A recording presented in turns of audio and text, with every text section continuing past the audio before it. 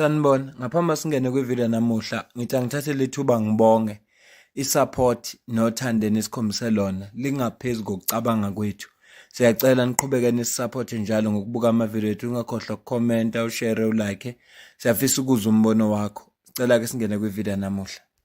One of Africa's biggest cancers is that Africans, for whatever reason, seem insistent on electing leaders who've built nothing and then wonder why they build nothing. You've built nothing. You've created nothing. But for your words and political oratory, your ability to hold a tune and sing a verse, your ability to fill a stadium with poor people on the promise of a food hamper and a t-shirt. And then we vote for you. And we wonder why you don't know how to build roads or houses or balance a budget or just make sure that crime and law and order is in place.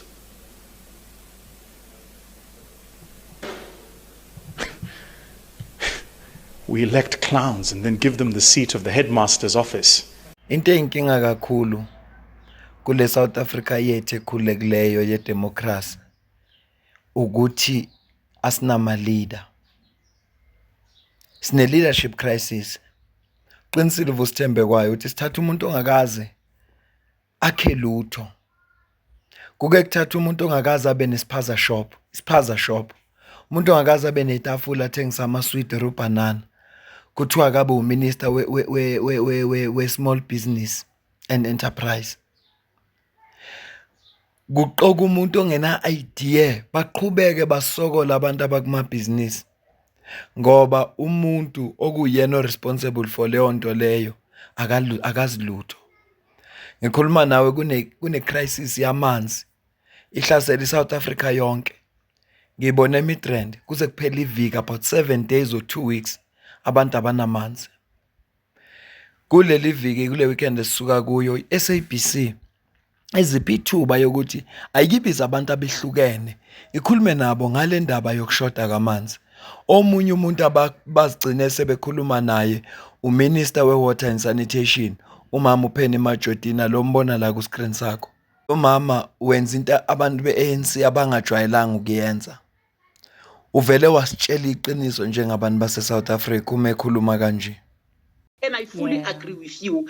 In terms of the technical skills in municipalities, you can't be a water service provider or water service authority without requisite skills in terms of your engineering capacity, water scientists, and that is were found lacking at that space, be it in districts, in metros, in local municipalities. We have pointed out all those things to municipalities to say, whilst we have filled all your vacancies, but critical and technical skills are not there in these municipalities. Hence, people go days, months, years without water because there's nobody that is attending to water infrastructure. They are best on every day. Water is running down the street every day. We are losing about 56% of clean treated water.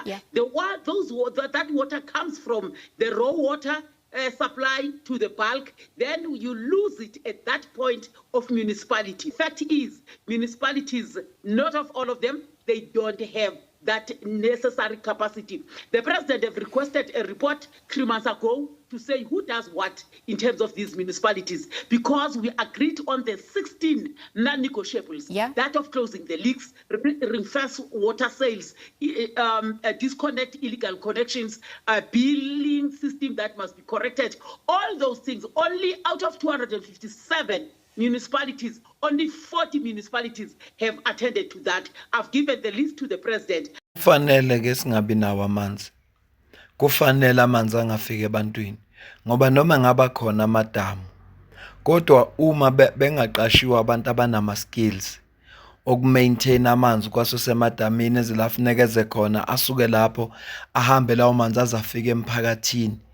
Uma labo bantu abanalawo ma skills bengaqashiwe njengokusho ka minister, inkinga yamanzi mosayika kazi ukusolveka. Lena ke kahle inkinga yamabomu. Ayikho into ebaluleke njenge local government ayikho into ebaluleke njengama municipality ngoba supply abantu ngqo on the ground. Ibona abantu abasebenza nabantu ngqo on the ground.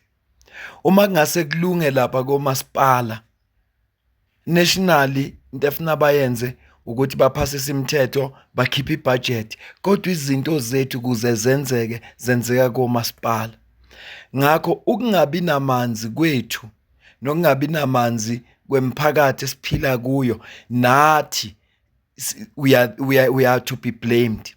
Ngoba makufuneka kuyovotwa kuvotela abantu abazosiphatha abathatha ama decisions are right, asiphuma ukuyovota abantu bayahlala mina ngivota ama politicians are corrupt. Funa ukujabuleleke lokho.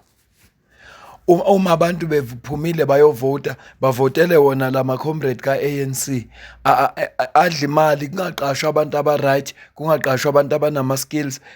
Yabo lesimo lesi esenzekayo fanele abantu base South Africa basijabulele ngoba yibona bangakwazanga ukuvota kahle. Yakubhlungu manje ngoba amanzi abantu abanawo. Into engiphatha kabi le show lo mama ukuthi uaware, uyazi ukuthi kuqashwa abantu abangenama skills. Njengominister usafuna ukuthi kubhalwe ireport isiwe kupresident, yenye munye nje futhi umdanti, kodwa uaware lo mama ukuthi kuqashwa abantu abangenama skills. Siyazi ukuthi la kunalenkinga okuthiwa ama water tank mafias. Hulumeni wethu uhluleka ukuthenga ama water tank yena ukuze akwazi ukuthi abantu mabengena amanzi akhipha ama water tank wakhe lokuthiwa ama waterkan, athatha amanzi awasebantwini. Ama water tank mafias avela ngoba kuzophuma ithenda ukuze alethele abantu amanzi. Khona elinye ikhansela angazi la kuphi indawo likhulume kanje. Ngiyikhansela mina okwazi ukuthi uma ushoda ngamanzi ngiyahlukumezeka. Angifisanga ngakhethwa abantu ngoba bengithenda, kodwa abantu abanamathenda bavala amanzi so that baletha amavadelkani. Singebhadiye ngoba bahamba nabo labantu abawavalela amanzi bathuka mina.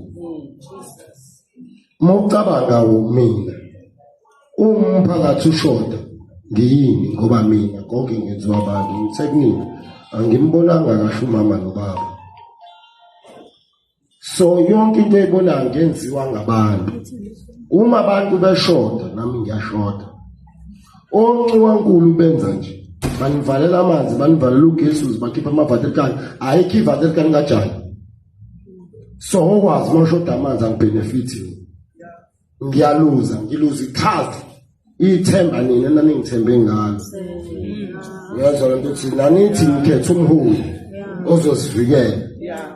Kodwa bese ngiyasuka ngifika abantu angithwele mina ngakhethwa ngabantu.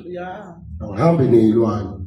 Owami umama ngimbonanga ngaze ngabulala umama nobaba. Ngithi akusoze ngelilanga mawushoda ngamanzi nangogesi ucabanga ukuthi mina ngiyalimala, ngiyaqwasha ukuthi hayibo bathi sifuna ingane encane ide yangoplani ukuthi Ngiyaqala ukubona ikhansela la ka ANC.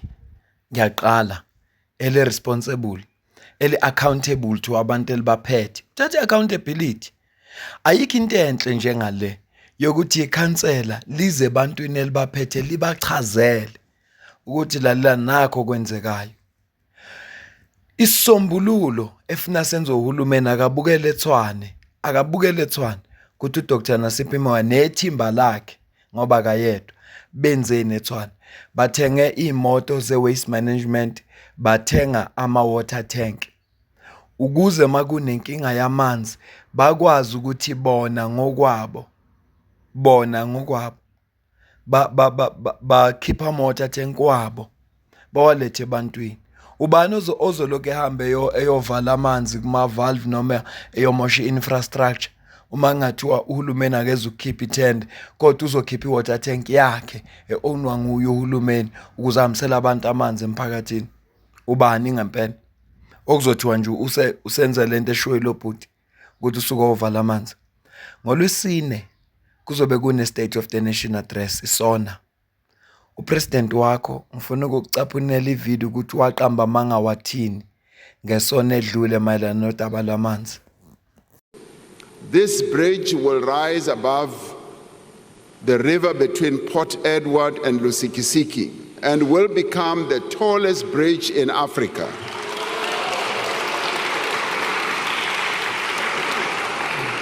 The Podihadi Dam in Lesotho will feed 490 million cubic liters of water a year from the Lesotho highlands into the Vaal River system, securing water supply to several provinces for years to come.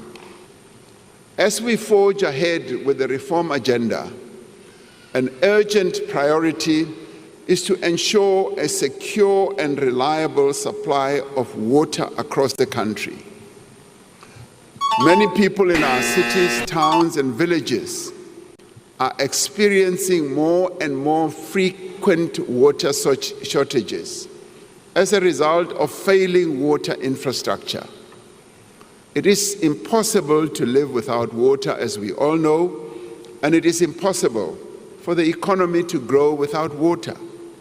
We are therefore taking a series of decisive actions to resolve the water crisis, to enable our people to get water where they live, whether in townships or in the rural areas. We are investing heavily in expanding our water resources. Wherever one goes in our country, we often hear our citizens raising the issue of water continuously. So we are raising this issue to a much higher level. And like we did with electricity, I know and I am hopeful that we will resolve the water crisis that we have.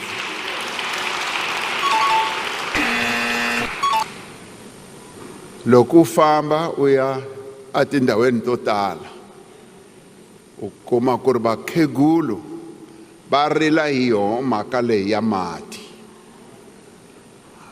va ku byela ku ri hi hava mati, hi lava ku ri hulumeni a hi tisela mati, hi ta swi endla swaleswo. Hi lava ku ri mi tiva kahle laha mi nga tshama kona ku ri mati a ta va kona, hi ta wa tisa mi wa kuma. Abaziyo sele hawufa ibridge lele kuthiwa lizokwakhiwa libe likhulu ngempela ukuze kwazi ukuthatha amanzi asuke eLesotho eze la eSouth Africa ukuze singabi nayo inkinga yamanzi. Sele hawufa kukuphi kwakhiwa, sekuqaliwe, sebekhona abantu abaqashiwe. Ngelekeleleni funa ukwazi ngoba phela lento uyisho ngonyaka ophelini, ngoLwesine usazophinda sitshele ezinye izethembiso futhi zezinto asazozenza. Ngaphela ngoLwesine State of the Nation address, ngoLwesine lula kusasa leli siyakulo i-State of the Nation address. Njengoba upresident wasethembisa indaba yamanzi ngonyaka ophelile ukuthi hayi beza nesisombululo ukuze abantu bangahlushwa ngamanzi. Kwenzeke kahle ukuthi amanzi angabikho ngazo lezi insuku njengoba ezokhuluma, ngoba phela kufuneka sitshele ukuthi hey sesiqalile siyakha construction ifana ngabe manje iyaphithizela lapha abantu bayasebenza. Kodwa mangabe kuthiwa akaqalwa funa sazi ukuthi asinankinga, inkinga yethu ayincane inkulu, kodwa ngeke ngasho ekuqaleni sine problem ye leadership la South Africa. Inkinga yethu enkulu nje leyo. Uma ngaba likaqala ukwakhiwa ibridge, how about the city asithembisa yona? Wathi kuzokwakhiwa a new city, washo ngo2020. Wathi kuzoba khona a bullet train, washo ngo2020. Say how far? Waphinde wasithembisa neuniversity ezokwakhiwa la eKuruleni. How far? Ngisizeni kwabaziyo. Uma ngabe engakakwakhi lokho, yini azositshela yona entsha ngoLwesine? Yini enye azositshela yona ngoLwesine ukuthi bazoyenza? Kanti nasophelela ukutshela izethembiso njalo ukuze kube nini? Uzoyithatha nini accountability? Ngoba fanele upresident asitshele hayi kule project esasikhulume ngayo nali bangase silihambile sesiqalile sekwenzakalana. Unyaka ka7 lo isikuwo wa electwa ngo2019 2020, 21, 22, 23, 24, 25, 26. Unyaka ka-7 ewupresident. Oka-7. Ushuthi akakaqali ukwakhiwa a new city. Shuthi akaqali ukwakhiwa the bullet train. Uma kunjalo, yini into entsha azositshela yona ngoLwesine? Kodwa nje udaba lungiphethe kabi lwamanzi. Udaba lwamanzi lo lungiphethe kabi. Ngoba uRamaphosa wakhuluma kahle unesixazululo. Zimbili inkinga esinazo. uRamaphosa inkinga yokuqala, inkinga yesibili ukuthi kungaqashwa abantu abaqualified, abangama-engineers abazokwazi ukwenza ukuthi amanzi athathwe emadanyini azafike la kithi komasipala. So isikhathi sokuthi masiyovota sivote kahle. Umuntu ongavoti uyiphathi yeproblem. Shuthi sinenkinga ezintathu. Sinenkinga kaRamaphosa, sinenkinga ukuthi aqashwanga abantu abaqualified ukwenza umsebenzi, sinenkinga labantu abangavoti. Mina nawe sidibane kwivideo elandelayo. Cela ukuze ukuphawula kwakho la comment section. Ngiyabonga.